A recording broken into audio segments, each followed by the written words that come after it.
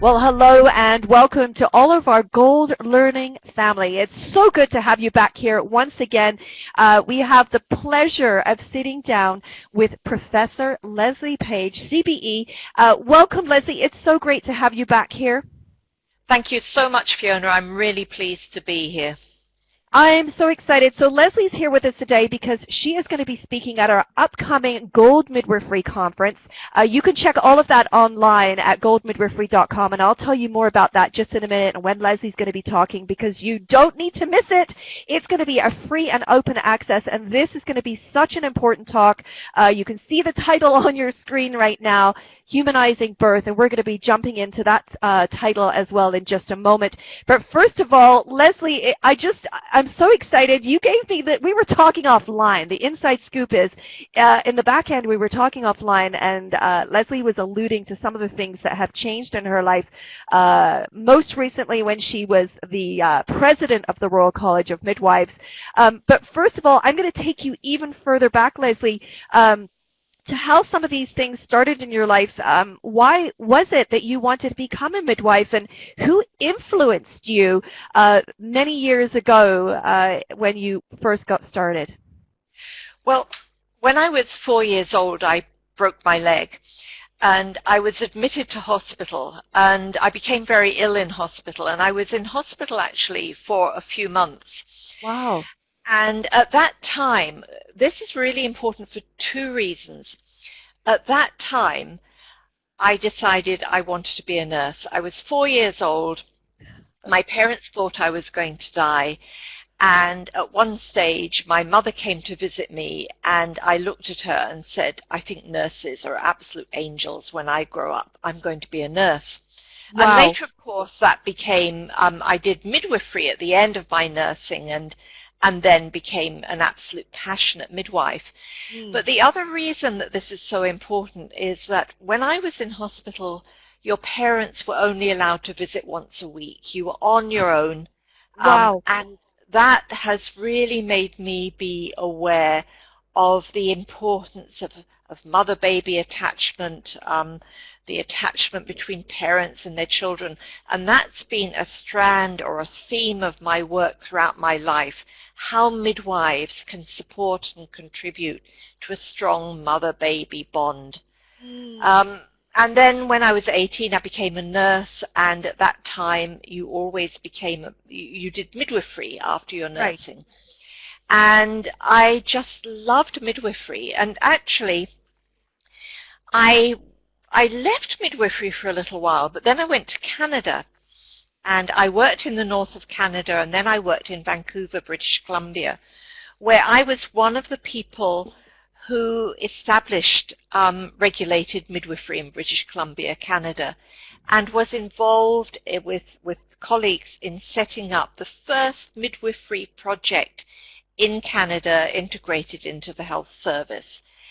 And it was really exciting because it was the 1970s, 1980s, and the women's movement was very, very strong. I was part of the women's movement. And for me, midwifery was about this hugely important event, the start of life for the baby. But also it was very political.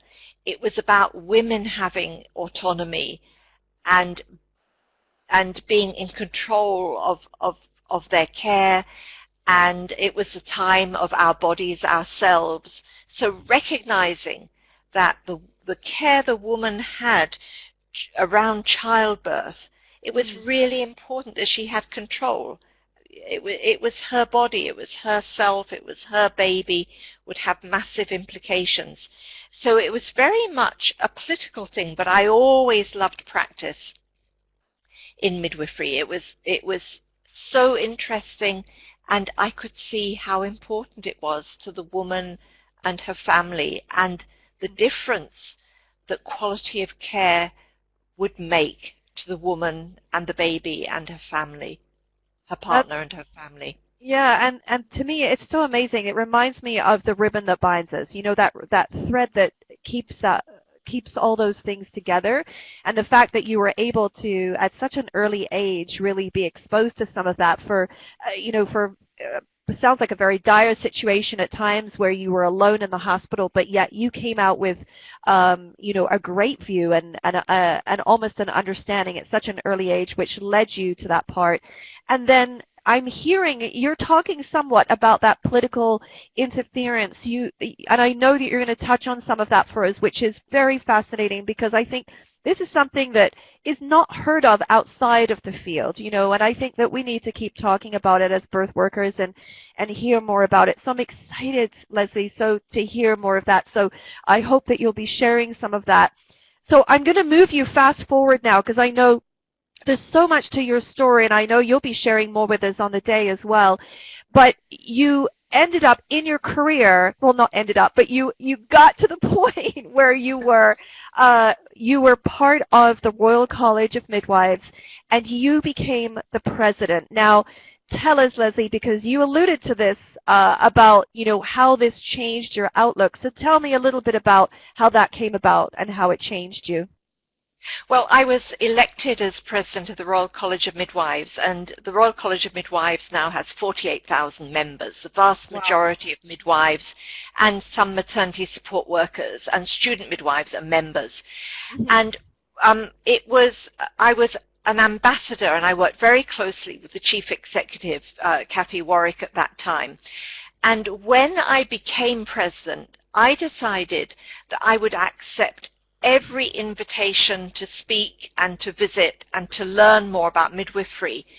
And I visited midwives and doctors and users of the maternity services around the United Kingdom. I went up to Orkney and Shetland and down to the foot of Cornwall and Northern Ireland and Wales, 4 countries of the United Kingdom, talking to midwives, talking to doctors, talking to women and their partners who'd received care, and going to universities and learning what life was like for them. And I love hearing about midwifery. I love talking about midwifery. Mm-hmm. And what really struck me was how powerful midwives are, but they don't always realize how powerful they are. And I was inspired by the lengths that they would go to create the best start for the baby, to give woman-centered care. But I was invited to countries around the world. I can't remember. I zigzagged around the world. And I went to places like India and visited women in refugee camps in Greece. And I go to Brazil a lot. And in some of those countries, I actually went into the clinical area and worked with midwives, seeing how they practice. And there were 2 things about this. It's changed my view on the world entirely. First of all, I was inspired by people who are trying to make the world a better place, who are trying to make care around birth better so that babies have the best start in life, and we provide care that's focused on the needs of women. But I also saw how badly women are treated and how dehumanized care is and how over-medicalized care is and how unsensible policy is.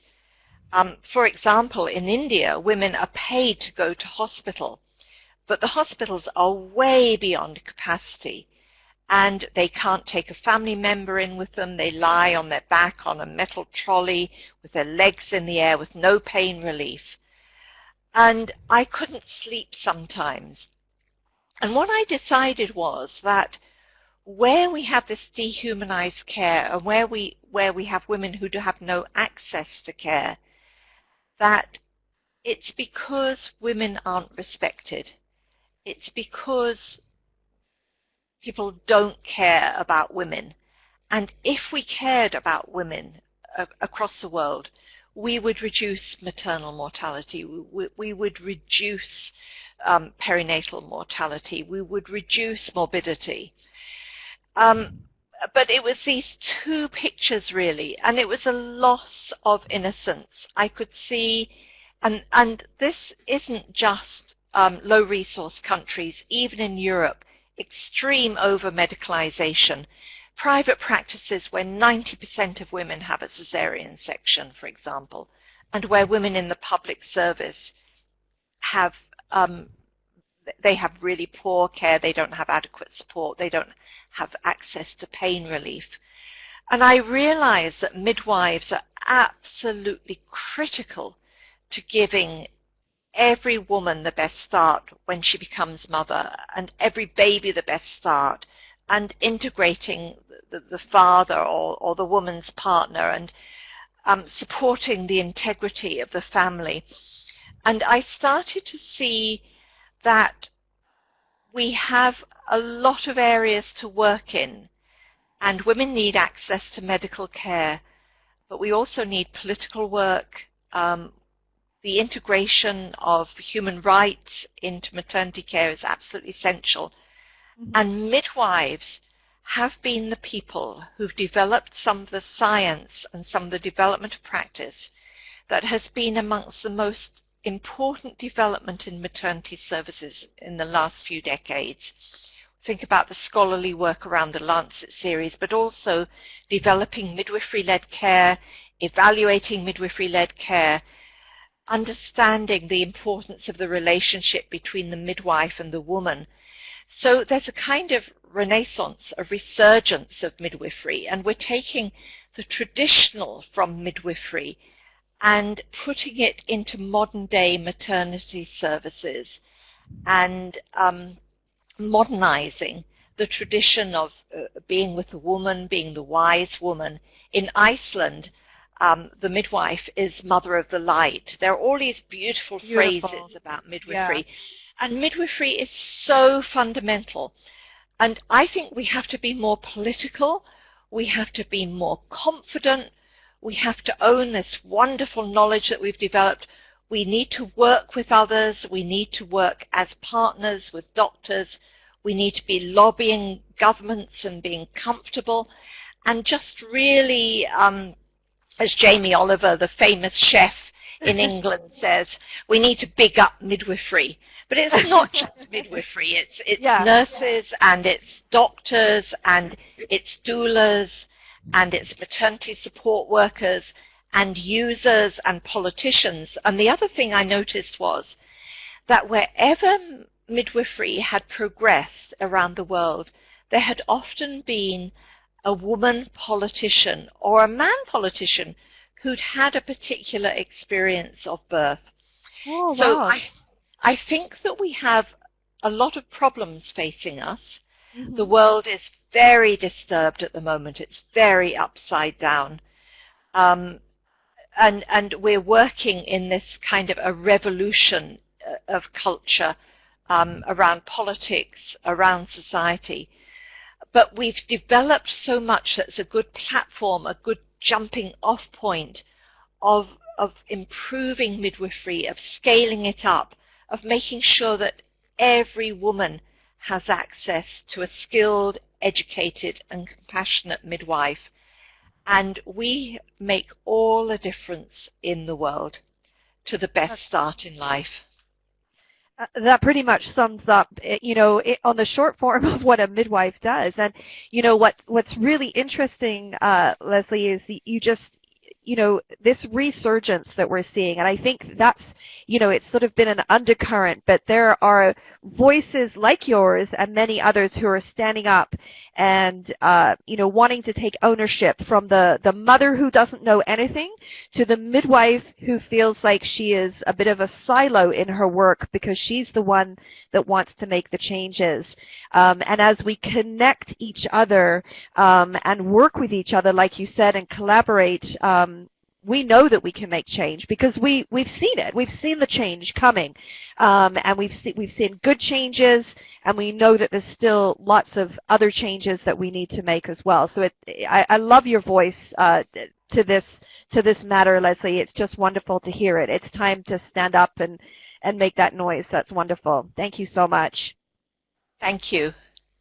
Well, I'm very much looking forward to hearing more of your presentation, and we only have a little bit of time left today, but quickly, Lesley, let's talk quickly a little bit about humanizing birth, because we want to get that hashtag out there. We want people to get excited about this presentation. Anyone can come to this presentation. You can register for free and come and listen on, for most of you, it'll be on Monday the 25th of February, so check the website at goldmidwifery.com. Lesley, what are we going to do with this humanizing birth hashtag? What are we going to do with it? Well, first of all, I would like everybody to say what it means to them to humanize birth, because there isn't a right answer. And it's going to need a huge chain of people, midwives, other people, organizations to humanize birth around the world. And humanization of birth recognizes the significance of birth to the baby being born, to the woman being born as mother, to the father or partner of the woman and the family, and to society. The birth of the baby is the birth of the world, really. And so I want people to think about what humanizing birth is, because it's really exciting. It brings together politics, policy, practice, science, human rights. And if we humanize birth, we will humanize society. And we really need that in today's world. We certainly do. So make sure you get that hashtag out there. Start following along with hashtag humanizing birth, and it will be hashtag Gold Midwifery 2019. We're going to be online. We're going to be hashtagging out and live tweeting each of our sessions, including Lesley's. So make sure that you come and join us for all of those. Thank you again, Lesley Page, for being with us here today.